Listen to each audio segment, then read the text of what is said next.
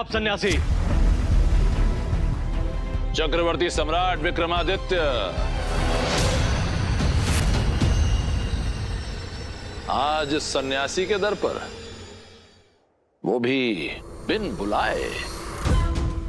आज अचानक तुम्हें मेरा ध्यान कैसे आ गया? मुझे तो लगा था अब तक तुम अपना दिया हुआ वचन भी भूल चुके होगे। स्मरण है हमें सन्यासी, सब कुछ स्मरण है, अपना वचन भी और आपका पतन भी। बस ये बताना है हम यहाँ कि शीघ्र ही हम बेताल को हिलाएंगे। पहले अपना वचन पूरा करेंगे, उसके पश्चात आपको आपके अपराधों का दंड देंगे। दंड? गांव बसा नहीं और लूटने वाले पहले ही आ गए।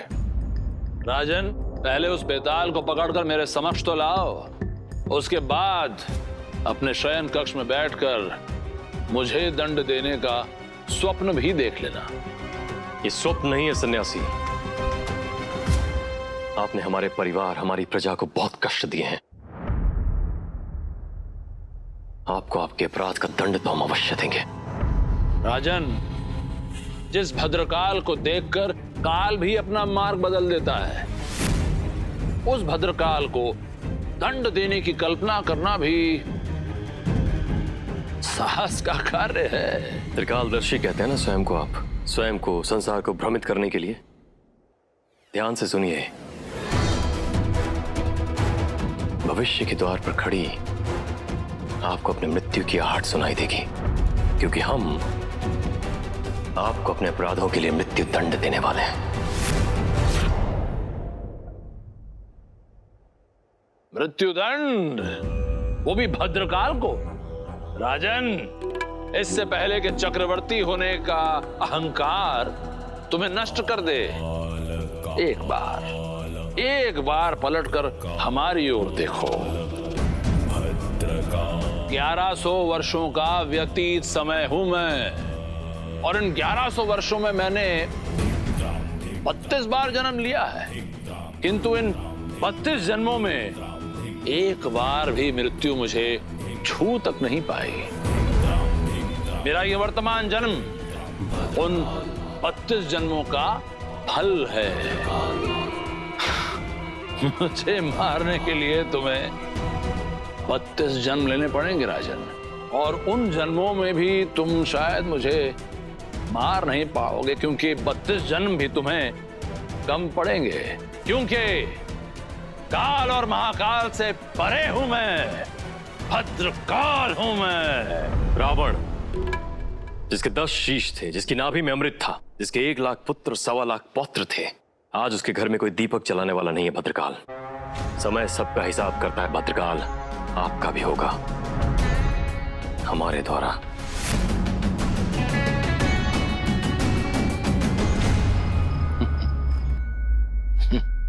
राजन, एक बार वो बेताल मेरे पास आ जाए, फिर ये समय ये भी मेरी मुट्ठी में होगा।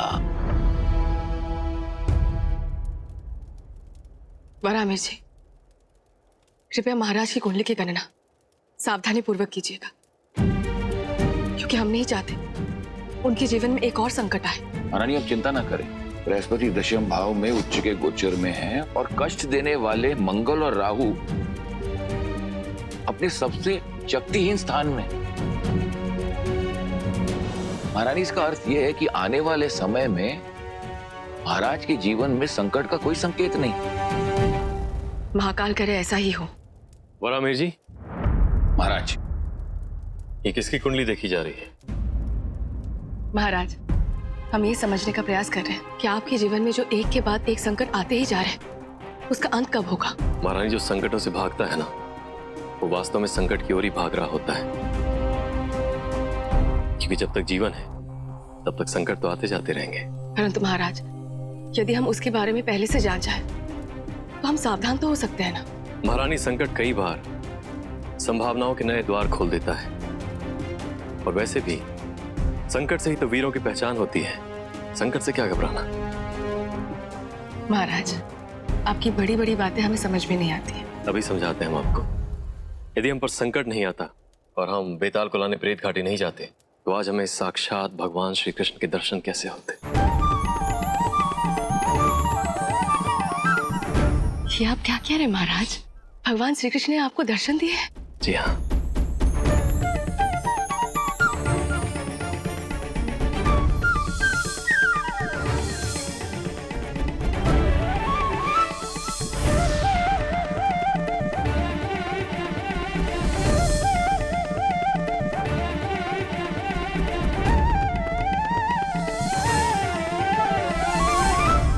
महाराज, भगवान श्री कृष्ण ने आपको दर्शन दिए, परंतु हमें ऐसा लग रहा है उसका पुण्य हमें भी मिल गया है। इसीलिए महारानी, हम आपके लिए बिल्कुल वैसी ही बालकृष्ण की मूर्ति लेकर आए हैं।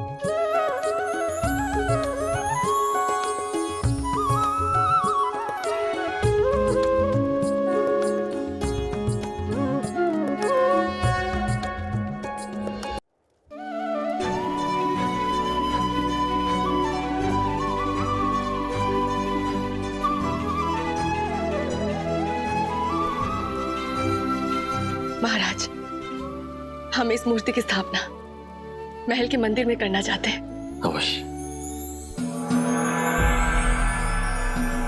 न्याय का घंटा हमारे राज्य में किसके साथ अन्याय हो रहा है, हमें देखना होगा।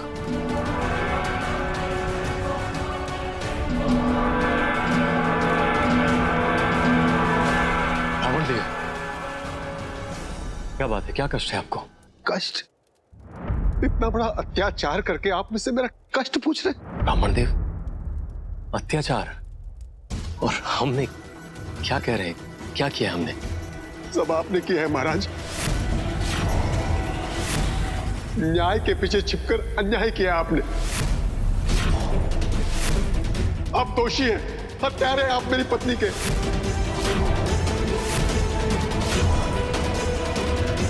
ये मेरी धर्म पत्नी है महाराज।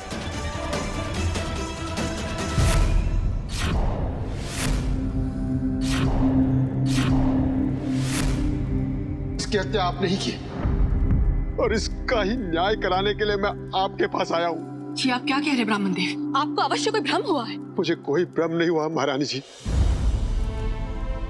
मेरी पत्नी की हत्या के कारण महाराज है। अब आप बताइए महाराज, क्या दंड देंगे आप स्वयं को? कैसे करेंगे आप अपना न्याय? ब्राह्मण देव, यदि हमारा अपराध सिद्ध होता है, हम अपने लिए वही दंड स्वीकार करेंगे जो इस अपराध के लिए पूर्व निर्धारित है। किंतु उसके लिए आपको बताना होगा हमारा अपराध क्या है, हम अपराधी कैसे हुए। बताता हूं महाराज, मैं सब बताऊंगा आपको, ताकि मेरी पत्नी को न्याय मिल सके। महाराज, मैं आपके राज्य में एक अतिथि हूं। आज से एक पक्ष पहले मैं और मेरी पत्नी आपके राज्य में आए थे और आपके ही राज्य के धर्मशाला में पहुंचे थे।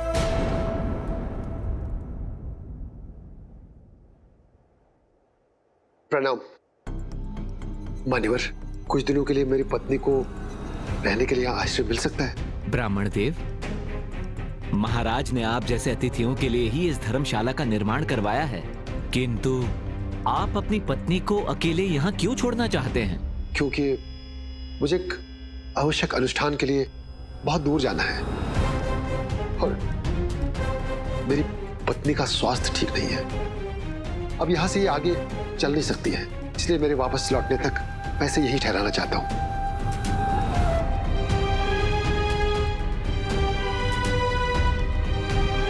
ब्राह्मण देव, आप मुक्त होकर अनुष्ठान में भाग लीजिए। आपकी पत्नी को यहां कोई कष्ट नहीं होगा।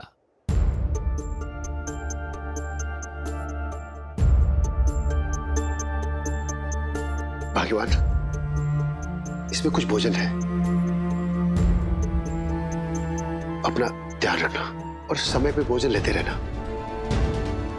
मैं शीघ्र ही लौट आऊंगा।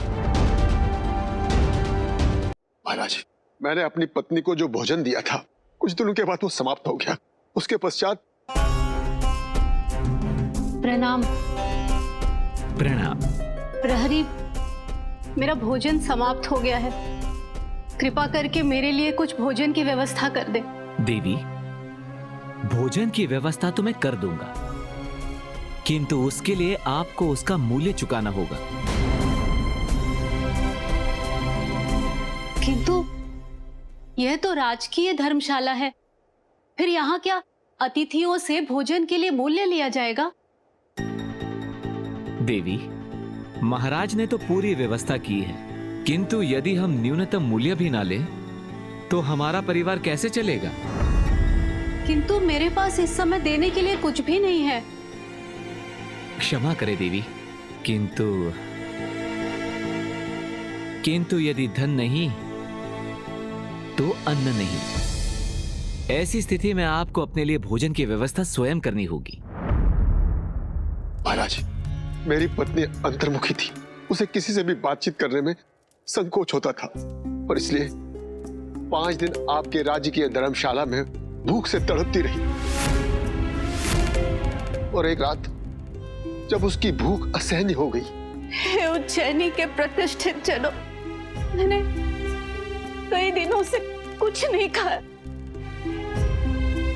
कृपा करके मुझे थोड़ा भोजन करवा दो।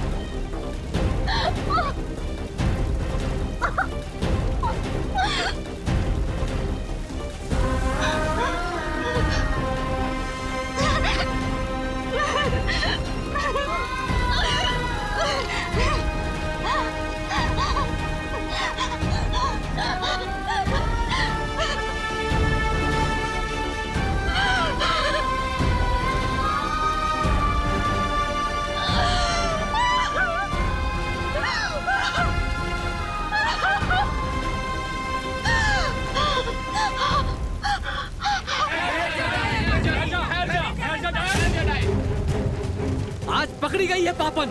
इस डायन को हम कब से पकड़ना चाह रहे थे। मुझे पता था ये डायन मुर्दों का पिंडदान खाने आती है यहाँ पे। आज हम इसे ऐसा दंड देंगे कि ये हमारे गांव का मार्ग सदा सदा के लिए भूल जाएगी। मारो इसे।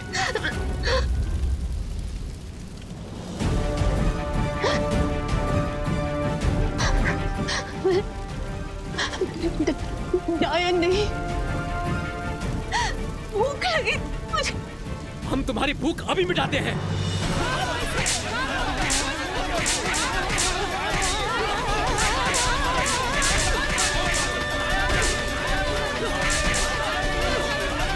चलो, इसके कर्मों का दंड मिल गया।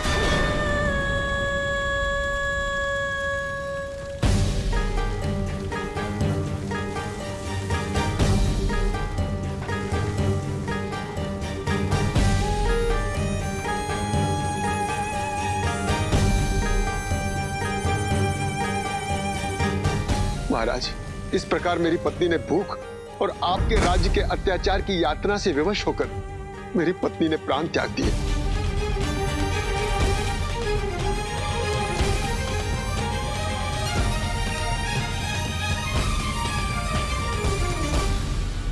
ब्राह्मण देव, हम आपका दुख समझ सकते हैं,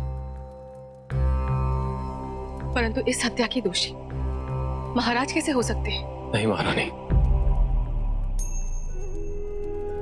अपनी प्रजा और उनके अतिथियों का रक्षा का दायित्व राजा का ही होता है। यदि राज्य के राजकीय धर्मशाला में किसी को भोजन न मिले और प्रजा बिना सत्य को जाने ही इसने अपराधी को दंड देने लगे, तो अपराध राजा का ही है। ब्राह्मण देव, तो आपके अपराधी हैं, बताइए क्या दंड देना चाहते हैं आप हमें? नहीं नहीं महाराज, मैं आपको कोई दंड देने नहीं आया हूं, अपितु अपनी पत्नी की जीवन रक्षा के लिए आया हूं। आप केवल महाराज ही नहीं, आप तो देवतुल्य हैं। आपने जो कार्य किए हैं मनुष्यों के लिए असंभव है। इसलिए महाराज, मेरी आपसे विनती है, मेरी पत्नी को जीवित कर लीजिए महाराज। मेरी पत्नी को जीवित कर लीजिए महाराज। ब्राह्मण देव, किंतु ये कैसे संभव है? हम ऐसा कैसे कर सकते हैं? आप ही मेरी अंतिम आशा है महाराज।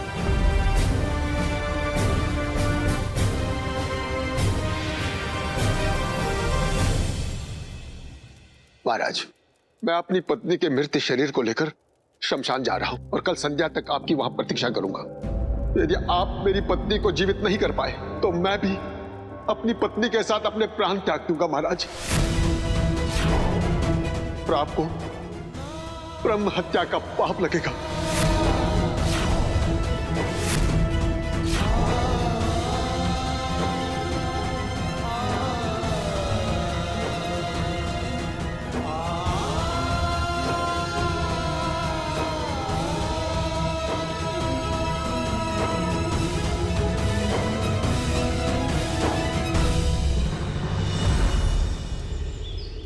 रामी जी, जीवन में प्रथम बार हमारे ऊपर इतना बड़ा धर्म संकट आया है। कोई मार्ग बताइए, किस प्रकार हम ब्राह्मण देव की पत्नी को जीवित कर सकते हैं? यह संभव है महाराज। जिसका जीवन पृथ्वी में विलीन हो गया हो, जिसकी मृत्यु हो गई हो, उसे पुनः जीवन देना यह संभव है महाराज। हम जानते हैं रामी जी, यह संभव है, किंतु ब्राह्मण देव को न्याय दिलाना हमारा धर्म है। हम अपने धर्म से पीछे हट जाए भी तो संभव नहीं है। इसलिए असंभव को संभव करने का कोई ना कोई मार्ग ढूंढना ही होगा। सम्राट, ब्राह्मण देव की पत्नी की हत्या के दोषी आप नहीं हैं, अपितु धर्मशाला का वो व्यवस्थापक है जिसने उन्हें भोजन नहीं दिया। इसलिए सर्वप्रथम हमें उस व्यवस्थापक को दंडित करना चाहिए। विराट सेन जी, किंतु इससे ब्राह्मण देव की पत्नी जीवित तो नहीं हो जाएंगी ना। ये समस्या को टालना है, उसका समाधान नहीं। और हमें समस्या का समाधान ढूंढना है। महाराज, भोजन ही जीवन है और हमें लगता है कि इस समस्या का समाधान भोजन से ही जुड़ा है। अन्नपूर्णे सदा पूर्णे शंकर प्राण वल्लभ। आपने सत्य कहा महारानी। भोजन की देवी मां अन्नपूर्णा है, जिन्हें प्राण वल्लभ और प्राणदायिनी भी कहा जाता है। ब्राह्मण देव की पत्नी की मृत्यु अन्न के अभाव में हुई थी, इसलिए केवल मां अन्नपूर्णा ही हमें उन्हें जीवित करने का मार्ग दिखा सकती है। मां अन्नपूर्णा,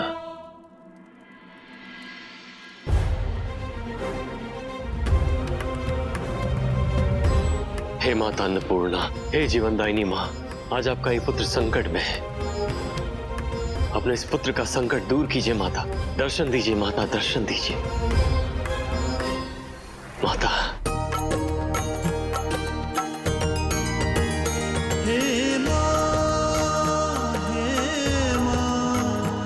हे जगत का पालन करने वाली माँ, हे जगत के कष्ट हरने वाली माँ, हमें चाहिए बस आपकी दया, हमें चाहिए बस आपकी कृपा।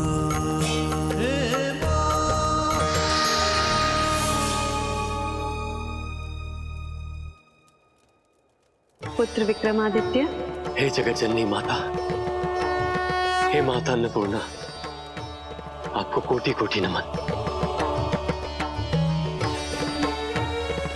कहो पुत्र, किस लिए तुमने हमारा आवाहन किया? हमारे राज्य की एक निर्दोष स्त्री की अन्न के अभाव में मृत्यु हो गई है माता, और आप अन्न की देवी हैं, इसलिए हम आपकी शरण में आए हैं माता। माता, उसकी जीवन रक्षा करना हमारा धर्म है, इसलिए आपसे विनती करते हैं कि कृपया आप उसे पुनर्जीवित कर दें। पुत्र, मैं अन्न की देवी हूँ, जीवन की नहीं। अन्न की ऊर्जा को जीवन की ऊर्जा में रूपांतरित करने का कार्य अग्निदेव का है पुत्र। माता, तब हमें अग्निदेव तक पहुंचने का मार्ग बताइए। राजन, इस संसार में अग्नि का मुख्य स्रोत सूर्यदेव हैं। उनकी कृपा से ही तुम्हारी समस्या का समाधान हो सकता है, किंतु उसके लिए तुम्हें सूर्यदेव के प्राणदायी कुंडल लाने होंगे, तभी उस स्त्री का जीवन बचाया जा सकता है पुत्र। हम सूर्यदेव तक किस प्रकार पहुंच सकते हैं माता? पुत्र, यही समस्या है। सूर्यदेव के असहनीय तप के कारण कोई भी मनुष्य उन तक जीवित नहीं पहुंच सकता। इसीलिए मृत्यु के पश्चात किसी को भी पुनर्जीवित करना असंभव है। इस असंभव को हम संभव करेंगे माता, चाहे हमें अपना जीवन ही क्यों न खोना पड़े। हम जाएंगे सूर्यदेव तक, हम जाएंगे माता। जय माता अन्नपूर्णा।